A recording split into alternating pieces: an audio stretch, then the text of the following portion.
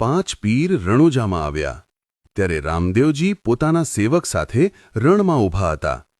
રામદેવજીએ પીરોને પૂછ્યું, ક્યાં જવું છે? તેઓ બોલ્યા, અમે પાંચ મોટા પીર છીએ. રણુજામાં રામદેવ નામનો એક રાજકુમાર છે, જે પોતાને પીર કહી પાખંડ ચલાવે છે. અમે તેને રોકવા જઈ રહ્યા છીએ, કારણ કે હિન્દુ ક્યારેય પીર થઈ શકે નહીં. આ સાંભળી રામદેવજીએ કહ્યું, તમે તો અષ્ટસિદ્ધિના જાણકાર પાંચ પીર છો. ચાલો 5 પીપળા પ્રગટાવો, જેથી તેની છાયામાં બેસીને વાત કરી શકીએ. આ સાંભળી મુસાપીર ગુસ્સે થઈ બોલ્યો, અમારી પીરાઈનું પારખું લેવા માંગે છે? અમે ફૂંક મારીએ તો તું ભસ્મ થઈ જશો. ત્યારે રામદેવજીએ પરચો કર્યો અને ત્યાં જ 5 પીપળા ઉત્પન્ન કરી દીધા. પીરોને ત્યાં બેસાડ્યા અને પોતાની ઓળખાણ આપી.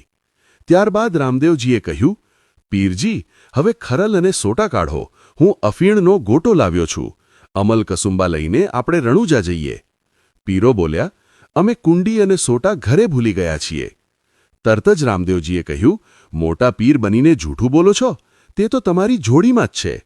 જ્યારે પીરોએ જોડી તપાસી તો ખરેખર કુંડી અને સોટા તેમાં જ હતા.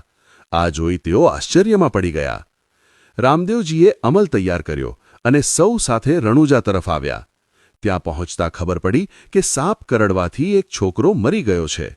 રામદેવજીએ પીરોને કહ્યું, આ છોકરો મારો સાથીદાર છે, તેને સજીવન કરો. પીરો બોલ્યા કે હવે શરીરમાં વિષ ફેલાઈ ગયું છે, તેને જીવંત કરવું શક્ય નથી.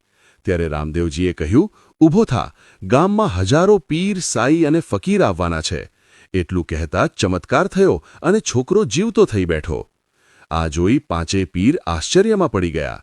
ત્યાં ઊભેલા લોકોએ રામદેવ પીર કી જયના નાદથી આકાશ ગુંજાવી દીધું. સૌના આનંદનો પાર ન રહ્યો. મિત્રો, આગળની કહાની આપણે નેક્સ્ટ પાર્ટમાં જાણીશું. વિડીયોને લાઇક કરો અને કોમેન્ટમાં જય રામાપીર અવશ્ય લખજો.